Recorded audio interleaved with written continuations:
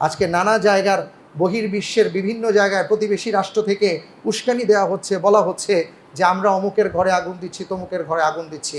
যদিও এগুলো তারা ইচ্ছামূলকভাবে বলে, তারা এগুলো প্রচার করে না। মাদ্রাসার ছেলেরা, মুসলমানরা, সাধারণ বাংলাদেশিরা এরা যে মন্দিরগুলোকে পাহারা দিয়ে রক্ষা করে, আমি নিজে গত 2 রাত ঘুমাই নাই, মন্দির পাহারা দিছি, কিন্তু এগুলো তারা বলে না। তারা উল্টাটা বলে, সেটা তাদের বিষয়। কিন্তু আমার ভেতর থেকে এটা আসা উচিত যে হে আল্লাহ, আমি কি করেছি আপনি তো জানেন। আল্লাহ সুবহানাহু ওয়া তাআলা বলেছেন, আপনি দেখবেন ওয়ারাআইতান নাসা ইয়াদখুলুনা ফি দীনিল্লাহি আফওয়াজা, দলে দলে লোক আসছে। পুলকিত হবার দরকার নাই। আপনার করণীয় হলো ফাসাব্বিহ বিহামদি রাব্বিক, প্রথমত আল্লাহ যে বিজয় দান করেছেন আল্লাহর শুকরিয়া আদায় করেন, আল্লাহর দরবারে কৃতজ্ঞতা আদায় করেন, রোজা রাখেন, 2 রাকাত নামাজ পড়েন, আল্লাহর কাছে দোয়া করেন, এইভাবে শুকরিয়া আদায় করেন, আর নিজেকে সংযত রাখেন। ওয়াস্তাগফির, আল্লাহর কাছে ক্ষমা প্রার্থনা করেন। কেন? কারণ আপনি তো একটা আন্দোলনে ছিলেন, একটা ময়দানে ছিলেন। আপনার আচরণ সবচেয়ে ভালো হয়েছে ব্যাপারটা তো এমন না। কারো সাথে হয়তো আপনি বেয়াদবি করে ফেলেছেন, কারো সাথে এমন কোনো আচরণ করেছেন যেটা পাপ ছিল, আপনি হয়তো উপলব্ধি করতে পারেন না, এমন হয়ে যেতে পারে। আল্লাহ তাআলা বলছেন ওগুলো চিন্তা করে তুমি অনুশোচনা করো, আল্লাহর কাছে ক্ষমা প্রার্থনা করো যে আল্লাহ, আমার যদি কোনো ভুল হয়ে থাকে আপনি আমাকে মাফ করে দেন।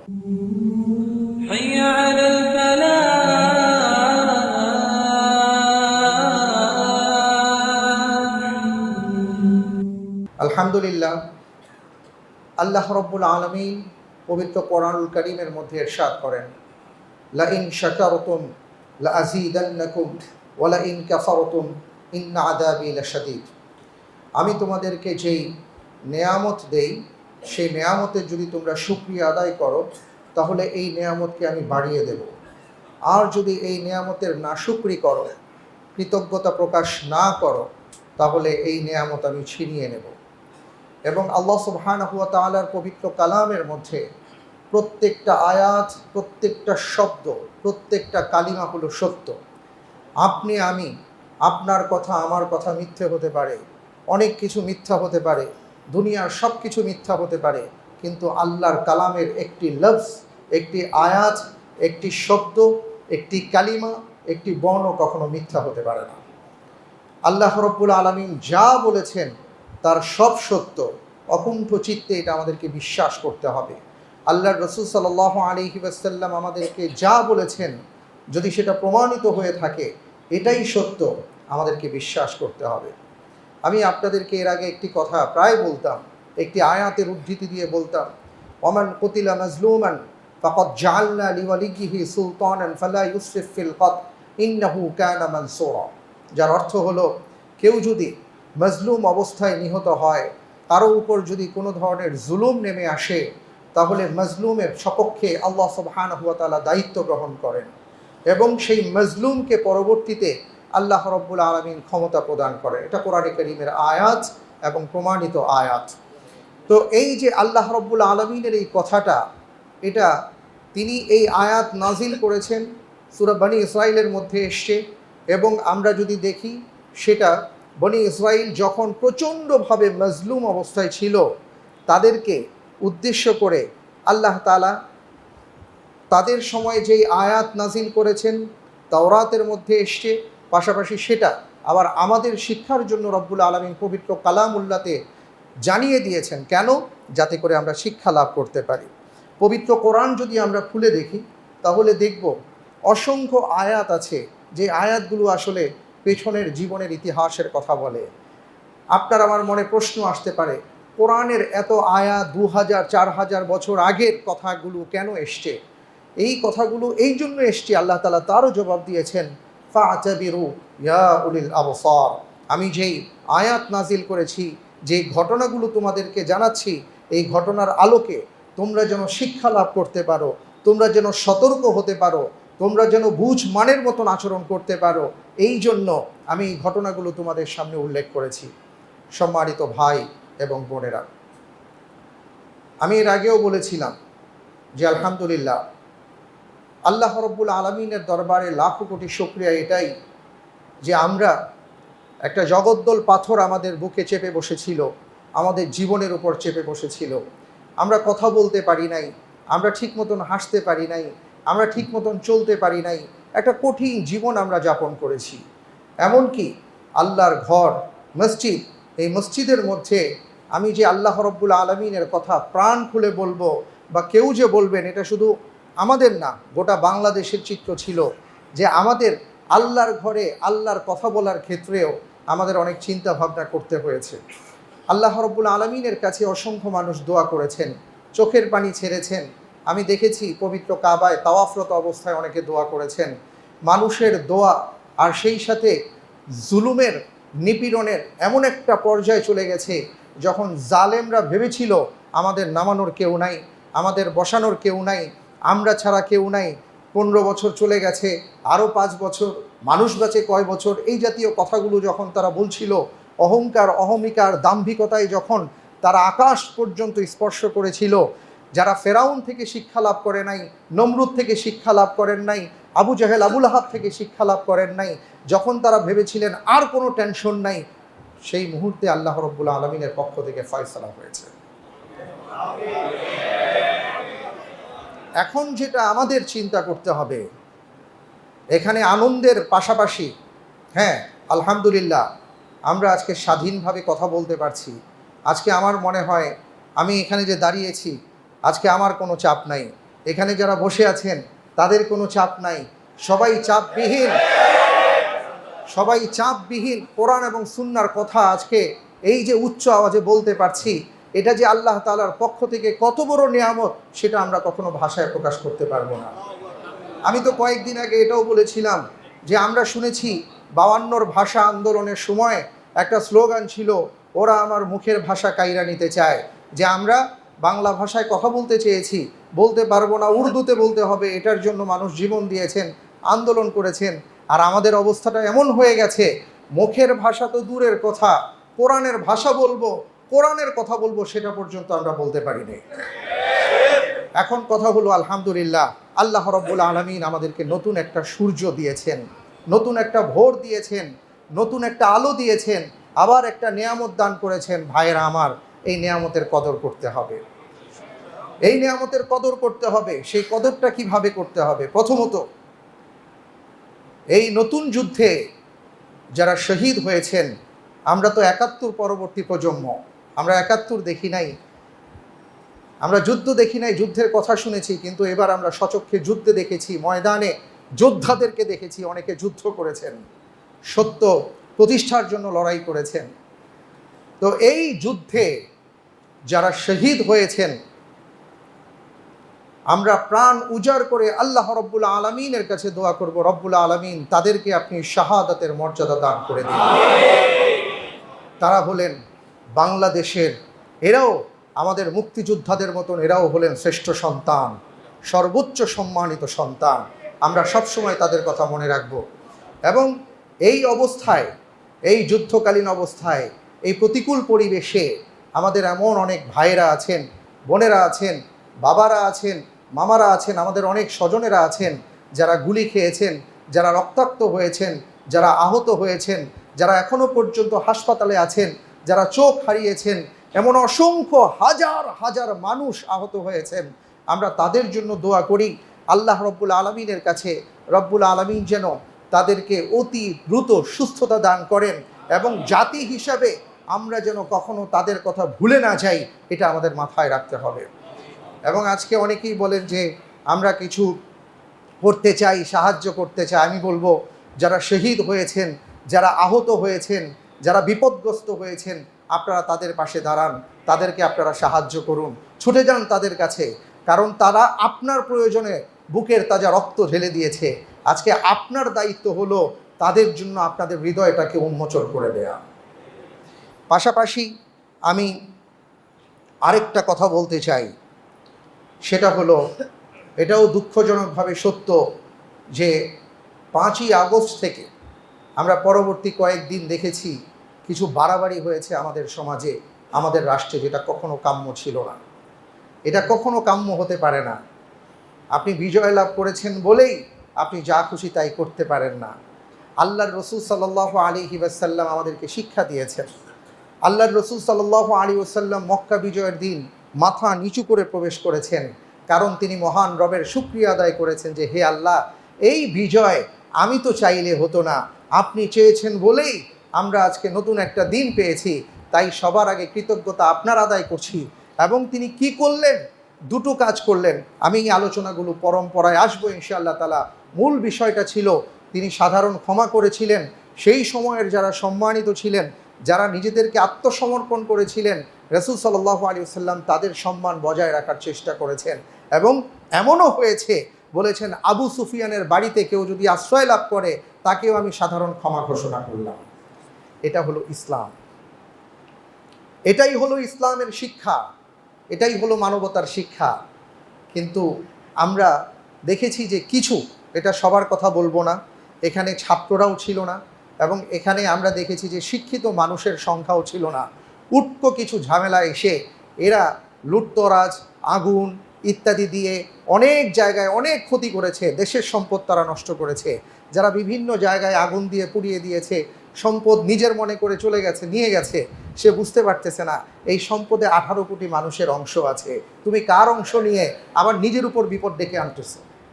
ভাইয়েরা আমার, আমি সুস্পষ্ট ভাষায় আপনাদেরকে একটা কথা বলি, সুস্পষ্ট ভাষায় আপনারা সবাই খুব ভালোভাবে জেনে রাখেন।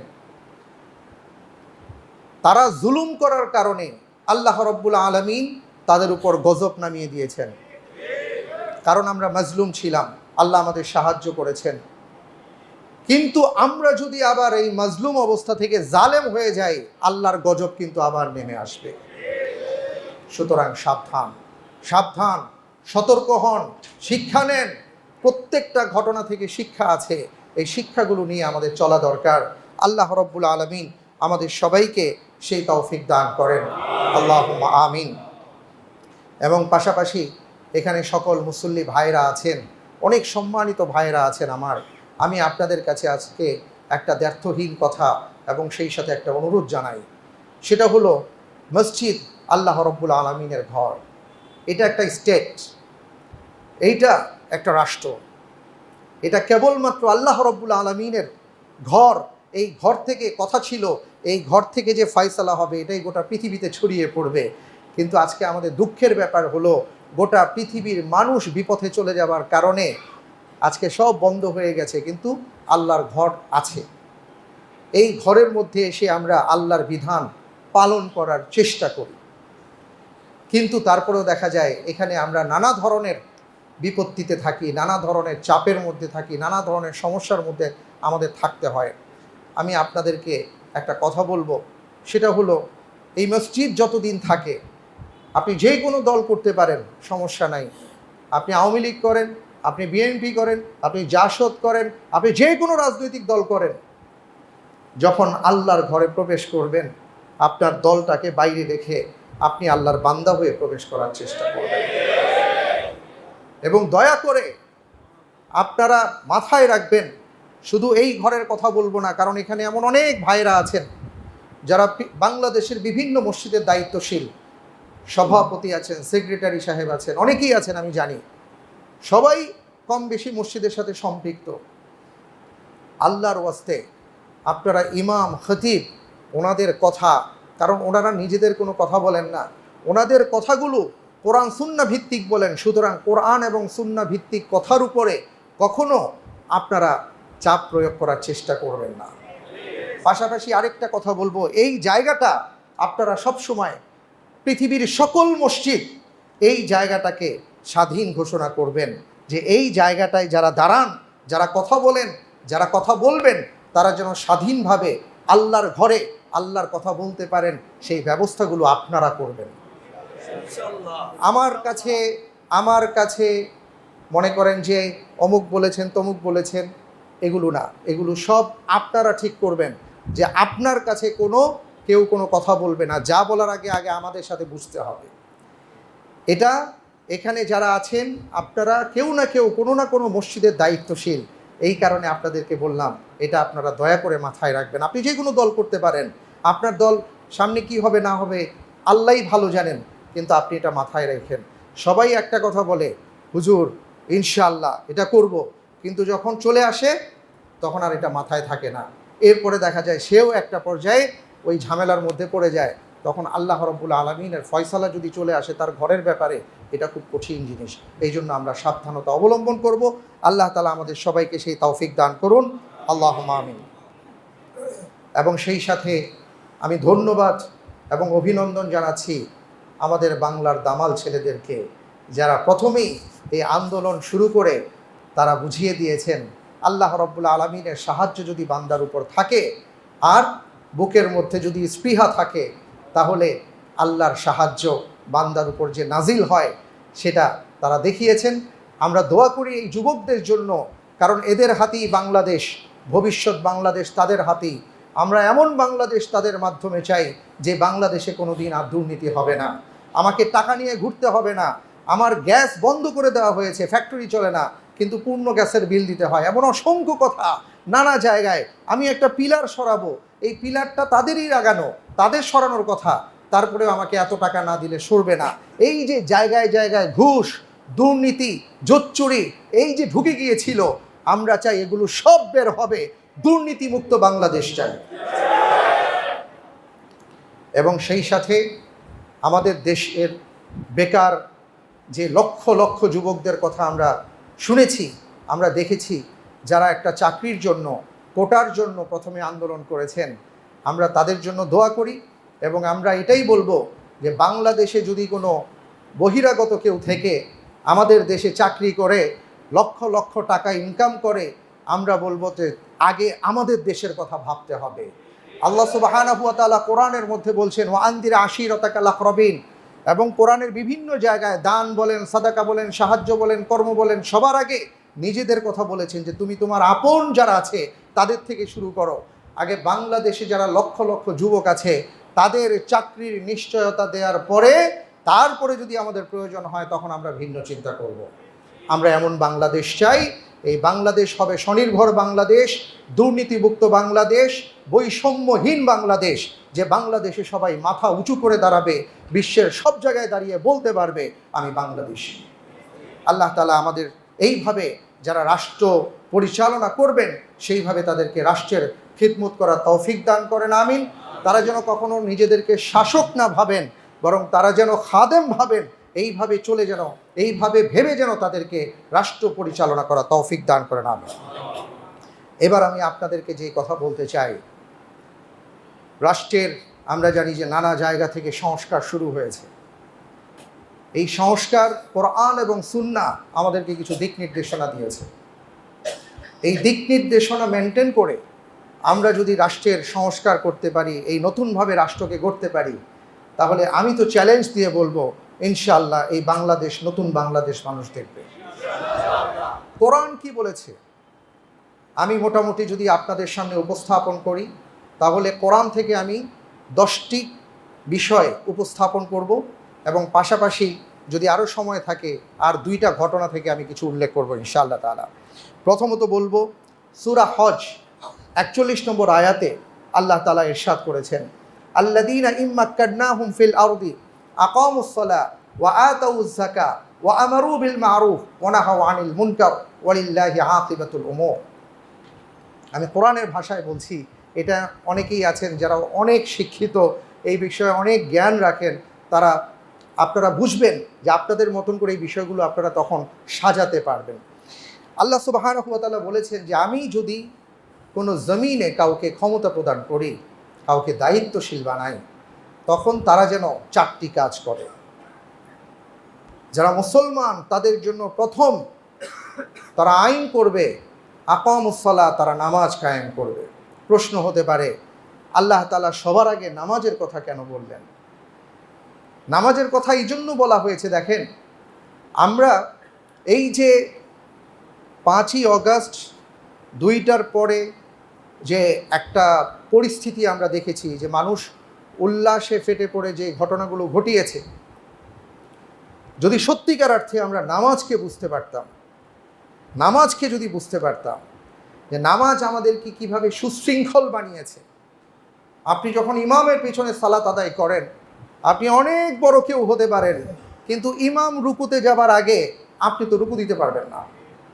ইমাম সেজদায় যাবার আগে আপনি সেজদা দিতে পারছেন না। ইমাম সালাম ফিরাবার আগে আপনি সালাম ফিরাতে পারবেন না। তার মানে হলো আপনি ইমাম যেটা বলেন সেটা আপনি মানতে বাধ্য। এই নামাজ আমাদেরকে সুশৃঙ্খল হতে শিক্ষা দিয়েছে যে মসজিদের ইমামের কথা তুমি যেভাবে শুনেছ, তোমার রাষ্ট্রের যিনি ইমাম উনি যেইভাবে বলবেন, যদি সঠিক পথ পন্থায় কথা বলেন তাহলে সেটা তোমার মানা কর্তব্য। মুসলমান মাত্রই নামাজের মাধ্যমে সুশৃঙ্খল হবার একটা বিশাল শিক্ষা তারা লাভ করতে পারেন। এই একটা গুরুত্বপূর্ণ বিষয়। এই জন্য আল্লাহ তাআলা প্রথমেই নামাজের কথা উল্লেখ করেছেন। ওয়া আতাউজ যাকা, দ্বিতীয়ত আল্লাহ তাআলা যাকাতের কথা উল্লেখ করেছেন। বিশাল ব্যাখ্যা আছে, আমি সেদিকে লম্বা সময় নিব না। 2 নম্বর, যাকাতের কথা এই জন্য উল্লেখ করা হয়েছে যে একটা রাষ্ট্রের জন্য অর্থনীতির চাকাটাকে, এটা বলা হয় রাষ্ট্রের জন্য ফুসফুস, অক্সিজেন। কারণ অর্থনীতির চাকা যদি সচল না থাকে তাহলে রাষ্ট্র চলে না। এখন এটাকে কিভাবে আমরা সচল রাখব? পৃথিবীর সব জায়গায় যদি আমরা তাকিয়ে দেখি, একটা বিশাল অংশ আপনারা লক্ষ্য করে দেখবেন যে বিশাল একটা অংশ আছে যারা স্বাভাবিকভাবে একটা দারিদ্র সীমার নিচে বসবাস করেন, যাদেরকে আপনি যদি অর্থ দিতে পারেন, আপনি যদি 100 টাকা দেন, এটা তারা নানা জায়গায় টাকাটাকে যখন ঘুরাবে, এই 100 টাকাটাই একটা পর্যায়ে 1000 টাকা, লাখ টাকায় পর্যবসিত হবে। আল্লাহ সুবহানাহু ওয়া তাআলা এই জন্য আমাদের জন্য ফরজ করে দিয়েছেন যে তুমি যদি যাকাত দেনেওয়ালা হও, তোমার যদি যাকাত প্রদানের যোগ্যতা হয়, তুমি তোমার যাকাত আদায় করো। যাকাতের মাধ্যমে দারিদ্র্যমুক্ত হবে এবং অর্থনীতির চাকাকে সচল করা যাবে। তো 2 নাম্বার হলো ঠিক মতন যেন যাকাত আদান প্রদান করা হয়। 3 নাম্বার, ওয়া আমারু বিল মারুফ, যত ধরনের ভালো কাজ আছে আমরা দেখতে পাচ্ছি আলহামদুলিল্লাহ আমাদের একটা সুন্দর সূচনা হয়েছে, এটা যেন আল্লাহ তাআলা বলবৎ রাখেন। আমরা সবাই বলি আমিন। যে যত ভালো কাজ আছে, এই ভালো কাজের কোনো শেষ নাই, কোনো বৈষম্য রাখা যাবে না। এটা ভালো কাজ, মানুষ ভালো কাজ করছে তাকে সহযোগিতা করতে হবে, ভালো কাজ। যত ধরনের কল্যাণকর কাজ আছে, একটা কল্যাণ রাষ্ট্র চাইলে প্রত্যেকটা ভালো কাজের ক্ষেত্রে প্রয়োজনে আইন করে এটাকে সহযোগিতা করতে হবে, বাস্তবায়ন করতে হবে। 4 নাম্বার হলো ওয়ানাহাউ আনিল মুনকার, এবং যত ধরনের অকল্যাণ আছে, পাপ আছে, পাপাচার আছে, অন্যায় আছে, মানুষের জন্য, রাষ্ট্রের জন্য, সমাজের জন্য, এমনকি যদি এমন হয় যে আমাদের পরিবেশের জন্য ক্ষতিকর, সেগুলোও বন্ধ করতে হবে। ওয়ানাহাউ আনিল মুনকার, আল্লাহ তাআলা একটা শব্দ ব্যবহার করেছেন, একটা বাক্য। যত ধরনের অকল্যাণ আছে, অকল্যাণ সবগুলোকে আইন করে বন্ধ করতে হবে। যেটা আমরা দেখেছি গত 15 বছর কিভাবে চলেছে। সবাই বলে ঘুষ খাই না, কিন্তু সবাই জানে ঘুষ ছাড়া চলে না। মুখে এক কথা, ভেতরে আরেক কাজ চলছে, কিছু বলার ছিল না। কল্যাণ রাষ্ট্র চাইলে অকল্যাণকে দূর করতে হবে এবং এটাকে প্রয়োজনে আইন করে তার মূলোৎপাটন করতে হবে, এবং এই ক্ষেত্রে সবাইকে সহযোগিতা করতে হবে।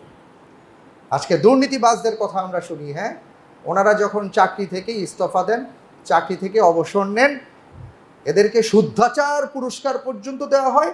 এরপরে জানা যায় যে হাজার হাজার কোটি টাকা তারা পাচার করে নিয়ে গেছে। এই অবস্থা যদি চলে, জীবনে কোনোদিন কল্যাণ রাষ্ট্র আমরা পাবো না। কল্যাণ রাষ্ট্র চাইলে সকল ধরনের অকল্যাণকে দূর করতে হবে। 4 নাম্বার গেল। এবার আসি সূরা নসরের মধ্যে আল্লাহ সুবহানাহু ওয়া তাআলা 2টো কথা বলেছেন। সূরা নসর আপনারা জানেন, ওই সময় আল্লাহ রাব্বুল আলামিন নাজিল করেছেন যখন মুহাম্মদ রাসূলুল্লাহ সাল্লাল্লাহু আলাইহি ওয়াসাল্লাম মক্কা বিজয় করেন। মক্কা বিজয়ের পরে এই সূরাটা আল্লাহ তাআলা নাজিল করেছেন, এবং অসম্ভব অসাধারণ একটা সূরা, যেখান থেকে আমরা প্রত্যেকেই শিক্ষা নিতে পারি। সূরা নসর তিলাওয়াত করে নিজেকে অনুধাবন করাতে পারি যে আল্লাহ তাআলা কি বলেছেন। ইযা জাআ নাসরুল্লাহি ওয়াল ফাth, যে আল্লাহর পক্ষ থেকে বিজয় আসছে, আল্লাহর পক্ষ থেকে সাহায্য আসছে। প্রত্যেকটা মানুষ মাথায় রাখতে হবে, এই সাহায্য কার পক্ষ থেকে? আল্লাহর পক্ষ থেকে। যদি আপনার পক্ষ থেকে হতো, আমার পক্ষ থেকে হতো, তাহলে 15 বছর অপেক্ষা করা লাগতো না। আল্লাহর পক্ষ থেকে হয়েছে। আল্লাহ রাব্বুল আলামিন বলেছেন আয়াতের শেষে, ফাসাব্বিহ বিহামদি রাব্বিকা ওয়াস্তাগফির, যে আপনি দেখবেন অরাইতান নাস ইয়াদখুলুনা ফি দীনিল্লাহি আফওয়াজা, যেহেতু আপনি বিজয় লাভ করেছেন, দলে দলে এখন সব মানুষ আসবে। সবাই ইসলামের পতাকা তলে আসছে, দল ভারী হচ্ছে, কিন্তু এটা নিয়ে খুশি হবার কোনো কারণ নাই। আমরা এই গত 2-3 দিনের যে দৃশ্যটা দেখেছি, আফসোসের সাথে বলছি, যারা এর আগে পরিচয় দিয়েছে আমি অমুক দলের অমুক তমুক, যে সকল ব্যক্তিদেরকে নানা ধরনের গালিগালাজ করা হয়েছে, যারা রাস্তার মধ্যে নানা ধরনের আচার আচরণ করত, পট পরিবর্তনে এখন তারা তাদের নাম পরিবর্তন করে বলছে আমরা এখন ওই দলের, আমরা এটা করি সেটা করি। চেহারা কিন্তু সব এক। 5 তারিখের আগে যেই চেহারা ছিল ওই চেহারাগুলোই আবার এখন নতুন করে আসছে। আমি দেখলাম, আমি গাড়ি চালিয়ে আসতেছিলাম ইস্টার্ন প্লাজার সামনে, ওনারা ওনাদের নেতাকে নিয়ে আসবেন বাইক আর কি, মোটর বাইকে করে, রাস্তা রাস্তা বন্ধ করে একাকার। আমি শুধু এটুকু বললাম, বেশি বাড়াবাড়ি ভালো না। কেরানীগঞ্জে দেখলাম যারা এক সময় তোল পার লুটপাট করেছে, এক দলের নাম ভাঙিয়ে খেয়েছে, এখন বলতেছে আমরা ওই দল করি না, এখন এই দলের লোক। আবার শুরু হয়ে গেছে। আমি বলবো সাবধান, যারা এখানে রাজনীতির সাথে জড়িত আছেন আপনারা সাবধান হন, শিক্ষা লাভ করেন, শিক্ষা লাভ করেন। আল্লাহ সুবহানাহু ওয়া তাআলা বলেছেন, আপনি দেখবেন ওয়ারাআইতান নাসা ইয়াদখুলুনা ফি দীনিল্লাহি আফওয়াজা, দলে দলে লোক আসছে, পুলকিত হবার দরকার নাই। আপনার করণীয় হলো ফাসাব্বিহ বিহামদি রাব্বিক, প্রথমত আল্লাহ যে বিজয় দান করেছেন আল্লাহর শুকরিয়া আদায় করেন, আল্লাহর দরবারে কৃতজ্ঞতা আদায় করেন, রোজা রাখেন, 2 রাকাত নামাজ পড়েন, আল্লাহর কাছে দোয়া করেন, এইভাবে শুকরিয়া আদায় করেন, আর নিজেকে সংযত রাখেন। ওয়াস্তাগফির, আল্লাহর কাছে ক্ষমা প্রার্থনা করেন। কেন? কারণ আপনি তো একটা আন্দোলনে ছিলেন, একটা ময়দানে ছিলেন, আপনার আচরণ সবচেয়ে ভালো হয়েছে ব্যাপারটা তো এমন না। কারো সাথে হয়তো আপনি বেয়াদবি করে ফেলেছেন, কারো সাথে এমন কোনো আচরণ করেছেন যেটা পাপ ছিল, আপনি হয়তো উপলব্ধি করতে পারেন না, এমন হয়ে যেতে পারে। আল্লাহ তাআলা বলছেন ওগুলো চিন্তা করে তুমি অনুশোচনা করো, আল্লাহর কাছে ক্ষমা প্রার্থনা করো যে আল্লাহ আমার যদি কোনো ভুল হয়ে থাকে আপনি আমাকে মাফ করে দেন। আলী রাদিয়াল্লাহু তাআলা আনহুর ঘটনা আপনারা জানেন, যে যখন মল্লযুদ্ধ কাফেরের সাথে চলছিল, তো কাফেরকে তিনি শুইয়ে দিলেন, চূড়ান্ত আঘাত করবেন, ওই মুহূর্তে কাফের যখন আলী রাদিয়াল্লাহু তাআলা আনহুর মুখে থুতু ছেটা দিয়ে দিল, তখন তিনি তাকে ছেড়ে দিয়েছিলেন। সে বলল যে আপনি ছাড়লেন কেন? আমি তো জানি যে এই মুহূর্তে আমার মৃত্যু ছাড়া উপায় নাই, এই জন্য আপনার মুখে থুতু দিয়েছি। তিনি বললেন একটু আগে তুমি আমার শত্রু ছিলে, কারণ আদর্শিক কারণে তুমি ছিলে অমুসলিম, আমি মুসলিম, তুমি কাফের হিসাবে তোমার বিরুদ্ধে লড়াই করছিলাম। যখন তুমি আমার দিকে থুতু নিক্ষেপ করেছো তখন আমার ব্যক্তিগত আক্রোশ চলে আসছে। আমি চিন্তা করে দেখলাম এই মুহূর্তে যদি তোমাকে আমি একটা টোকা পর্যন্ত দেই সেটাও আমার জন্য অপরাধ হবে, আল্লাহর কাছে দাঁড়াতে হবে, তাই আমি তোমাকে ছেড়ে দিয়েছি। এমন ইনসাফ তো সবাই করতে পারে না, সম্ভব না। আল্লাহ তাআলা বলেছেন ওয়াস্তাগফির, এই জন্য আল্লাহ রাব্বুল আলামিনের কাছে বেশি বেশি ক্ষমা প্রার্থনা করো, আল্লাহর কাছে ক্ষমা চাও যে আল্লাহ ওই আন্দোলনের মধ্যে আমাদের কোনো ভুল হতে পারে, ত্রুটি হতে পারে, আপনি আমাকে মাফ করে দেন এবং তাদেরকেও ক্ষমা করে দেন। এই গেল 6 নাম্বার। এরপরে আরও 2টা আছে, সেটা হলো আপনি যদি দেখেন রাসূল সাল্লাল্লাহু আলাইহি ওয়াসাল্লাম যখন মক্কা জয় করেন তখন আমরা 2টো জিনিস তার কাছ থেকে পেয়েছি। অনেকগুলো ব্যাপার আসছে, গুরুত্বপূর্ণ 2টো জিনিস।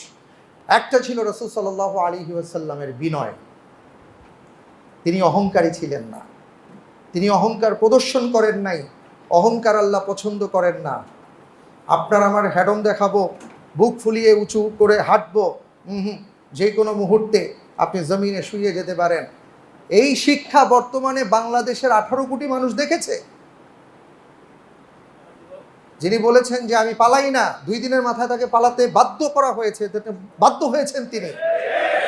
এর চাইতে বড় শিক্ষা আমাদের জন্য নাই। আমরা বুক উঁচু করে বুক চিতিয়ে অনেক কথা বলি, ভাই আপনি কেউ না, আল্লাহ তাআলার পক্ষ থেকে যদি কোনো ফয়সালা হয়ে যায় মুহূর্তের মধ্যে আপনি শুয়ে পড়বেন। আপনি কেউ না, আমি কেউ না, আমার কোনো মূল্য নাই, আল্লাহ যা চাইবেন তাই হবে। সুতরাং আল্লাহর কাছে সোপর্দ করতে হবে, বিনয় অবলম্বন করতে হবে, এটা যেন আমাদের মাথায় থাকে। আপনাকে একজন হয়তো পাশের প্রতিবেশী, উনি ওনার নানা ধরনের প্রভাব দিয়ে আপনার উপর অনেক চাপ প্রয়োগ করে অনেক কষ্ট দিয়েছেন, আপনি যদি ভেবে থাকেন 15 বছর পর সুযোগ পাইছে এবার তারে ধরবো না, ভাই এটা আপনার দ্বারা শোভনীয় নয়।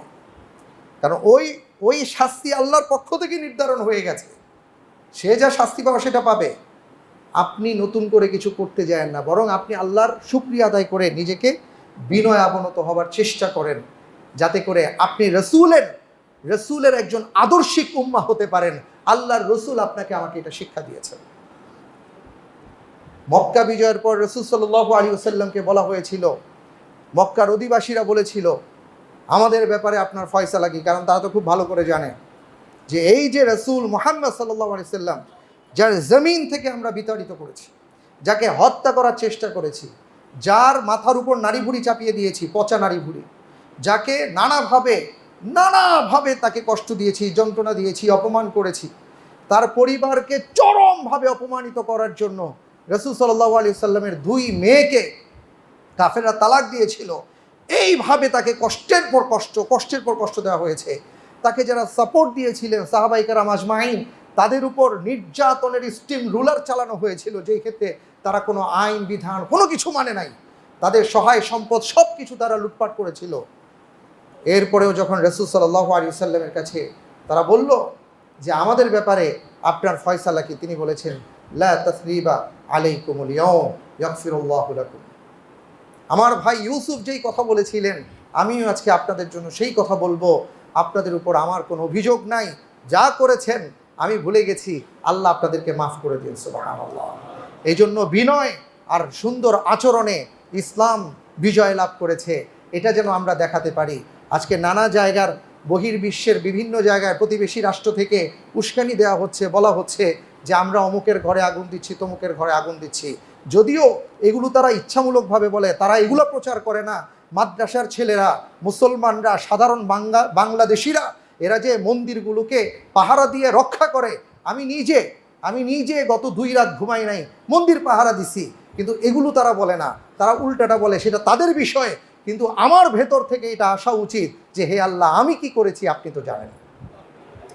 এই জন্য এই ক্ষেত্রে আমাদের বিনয়ী হতে হবে এবং মানুষের প্রতি আমাদের সুন্দর ব্যবহার, সুন্দর আচরণে তাদেরকে মুগ্ধ আর ভালোবাসা দিয়ে জয় করতে হবে।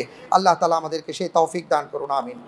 আর আরেকটা বিষয় ছিল, সেটা হলো রাসূল সাল্লাল্লাহু আলাইহি ওয়াসাল্লাম সাধারণভাবে, কিছু অপরাধী ছিল, চরম অপরাধী, এদেরকে তো ছাড়া হয় নাই, রাসূল সাল্লাল্লাহু আলাইহি ওয়াসাল্লাম তাদেরকে ছাড়েন নাই।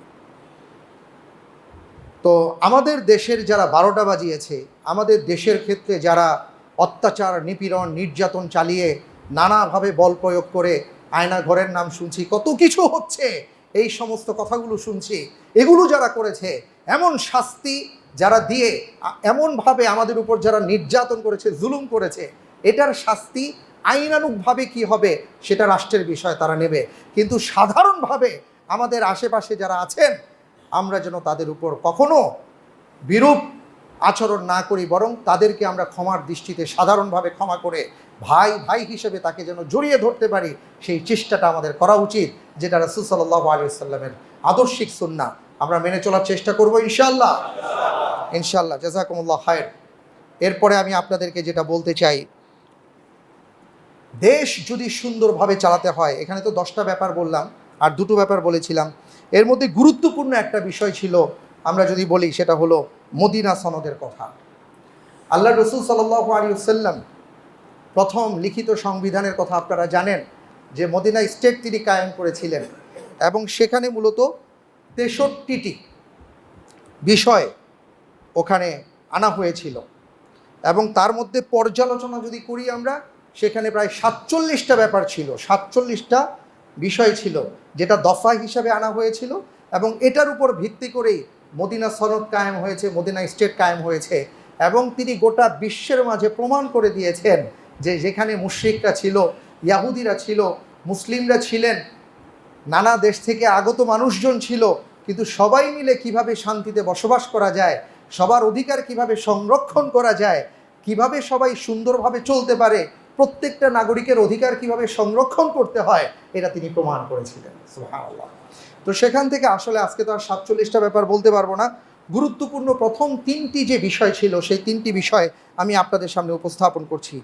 1 নম্বর, যেটা রাসূল সাল্লাল্লাহু আলাইহি ওয়াসাল্লাম লিখিত সংবিধানে এনেছিলেন, সেটা হলো যে সকলের সহাবস্থান শান্তি এবং নিরাপত্তার সাথে সুনিশ্চিত করতে হবে।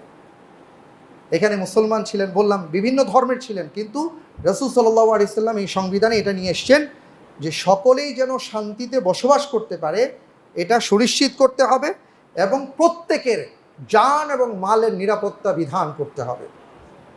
এমনও হয়েছে একজন মুসলমান একজন ইহুদির সাথে অন্যায় আচরণ করেছে। অন্যায় আচরণ করার পরে সে রাসূল সাল্লাল্লাহু আলাইহি ওয়াসাল্লামের কাছে আবার গিয়ে নালিশ জানিয়েছে।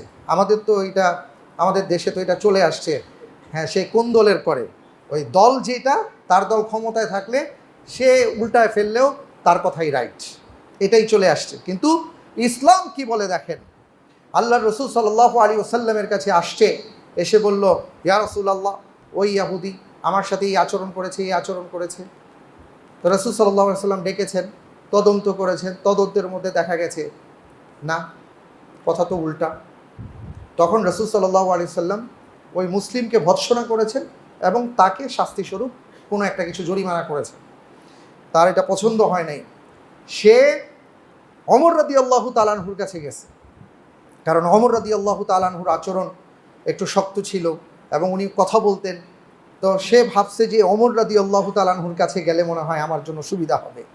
এবার গিয়ে সে ওমর রাদিয়াল্লাহু তাআলা আনহুকে বলল, দেখেন ইহুদি তার সপক্ষে রাসূল সাল্লাল্লাহু আলাইহি ওয়াসাল্লাম এই কথা বলেছেন, আমি তো মুসলমান। তো এই কথা শোনার পরে ওমর রাদিয়াল্লাহু তাআলা আনহু বললেন যে, এটা কি আল্লাহর রাসূল সাল্লাল্লাহু আলাইহি ওয়াসাল্লাম তোমাকে এই ফয়সালা দিয়েছেন? বলল, হ্যাঁ। বললেন, অপেক্ষা করো। এখানে দুই ধরনের বর্ণনা পাওয়া যায়। একটা হলো যে তিনি তাকে ভৎসনা করেছেন, তাকে প্রহার করেছেন আর বলেছেন, আল্লাহর রাসূল সাল্লাল্লাহু আলাইহি ওয়াসাল্লাম রাষ্ট্রপ্রধান হয়ে তোমার উপর যে বিধান দিয়েছেন, বিচারক হয়ে ইনসাফপূর্ণ বিচার করেছেন, সেই বিচার তুমি মানো না, তাহলে পৃথিবীর কার বিচার মানবে? এটা বলে তিনি তাকে ভৎসনা করেছেন, তাকে প্রহার করেছেন, শাস্তি প্রদান করেছেন। আরেকটা বর্ণনা এসে তিনি তাকে হত্যা করেছেন, যে আল্লাহর রাসূলের কথা মানতে পারে না তার পৃথিবীতে বাঁচার কোনো অধিকার নেই। তো বড় বিষয়টা ছিল, আমি যেটা মূল কথা বলতে চাই সেটা হলো যে তিনি এইভাবে নিরাপত্তা এবং ইনসাফ কায়েম করেছিলেন যে এখানে বিচার করার ক্ষেত্রে তিনি কখনো দেখেন নাই সে কোন দল। আমাদের বিচার বিভাগের অবস্থা কি হয়েছে সেটা সবাই আমরা ভালো জানি। তিনি কখনো এগুলো দেখেন না, এটাই হলো ইসলাম। তো এই নিরাপত্তাটা তিনি বিধান করেছেন এবং বৈষম্যহীন একটা সমাজ তিনি উপহার দিয়েছিলেন, যেটা আজকে আমরা বাংলাদেশের জন্য স্বপ্ন দেখি। যে একজন বিচারক যখন বিচার কার্য পরিচালনা করবেন, সামনে কে দাঁড়িয়ে আছে তিনি সেটা দেখবেন না, ইনসাফ কি বলে, ন্যায় কি বলে, ন্যায়ের আলোকে তিনি বিধান রায় প্রদান করবেন। আমরা যারা এখানে কথা বলি, এই জায়গায় দাঁড়িয়ে আমরা যারা কথা বলি, আমাদের ক্ষেত্রে একই কথা। আনোয়ার শাহ কাশ্মীরি রাহিমাহুল্লাহ খুব চমৎকার একটা কথা বলেছেন, যে আমি যখন খুতবা দেই তখন আমার সামনে একটা পর্দা পড়ে যায়, আমি সামনে আর কাউকে দেখি না, আমি কেবল কোরআন এবং সুন্নাহ দেখি। কোরআন এবং সুন্নাতে যেই কথাগুলো আসে আমি সেটা বলার চেষ্টা করি। হতে পারে সেই কথা আমার বিরুদ্ধেও চলে যায়, হতে পারে আমার মা, আমার বাবা, আমার আত্মীয় স্বজন অনেকের বিরুদ্ধে চলে যায়। এটাই হলো নিয়ম। তো রাসূল সাল্লাল্লাহু আলাইহি ওয়াসাল্লাম মদিনা সনদে এই বিষয়টা নিয়ে আসছিলেন যে সকলের সহাবস্থান, জানমালের নিরাপত্তা, বৈষম্যহীন সমাজ প্রতিষ্ঠা করা। এবং দ্বিতীয় যেটা ছিল সেটা হলো নিরপেক্ষ স্বাধীন বিচার ব্যবস্থা থাকা, ইনসাফপূর্ণ বিচার ব্যবস্থা থাকা। সেটার ভুরি ভুরি ঘটনা আছে। আলী রাদিয়াল্লাহু তাআলা আনহু তিনি খলিফা, কিন্তু তার বিরুদ্ধে রায় চলে গেছে। বিশাল ঘটনা, ওদিকে যাচ্ছি না, কিন্তু এবং সেটা তিনি মেনে নিয়েছেন। এই ঘটনা দেখে ইহুদির সাথে সাথে মুসলমান হয়ে গিয়েছিল। এমন বিচার ব্যবস্থা আমরা চাই, আল্লাহ তাআলা কবুল করেন, আমিন। 3 নম্বর যেটা ছিল, রাসূল সাল্লাল্লাহু আলাইহি ওয়াসাল্লাম দয়া এবং ভালোবাসাপূর্ণ সমাজের কথা উল্লেখ করেছেন এবং সেটা তিনি কায়েম করেছিলেন। তো আমি আপনাদের কাছে অনুরোধ জানাবো, সেটা হলো যে এই যে কথাগুলো বললাম, যে বিভিন্ন কোরআনে কারীমের আয়াত এবং রাসূল সাল্লাল্লাহু আলাইহি ওয়াসাল্লামের জীবনের আলোকে যে একটা নতুনভাবে সমাজকে প্রতিষ্ঠা করার ক্ষেত্রে, একটা দেশকে গড়ার ক্ষেত্রে কোরআন এবং সুন্নাহ আমাদেরকে কী কী দিক নির্দেশনা দেয়, এবং এই নির্দেশনাগুলো যদি আমরা মেনটেন করতে পারি, আমরা যদি বাস্তবায়ন করতে পারি, তাহলে ইনশাআল্লাহ তাআলা আমরা এমন একটা বাংলাদেশ পাবো, তখন আমরা মাথা উঁচু করে দাঁড়িয়ে বলতে পারবো যে আমি বাংলাদেশের সন্তান। আল্লাহ তাআলা সেই নতুন ভোরের উদয় করেছেন। আমরা দোয়া করি আমাদের দেশটা যেন আল্লাহ তাআলা রহমত দিয়ে ভরপুর করে দেন। আমরা সবাই বলি আমিন।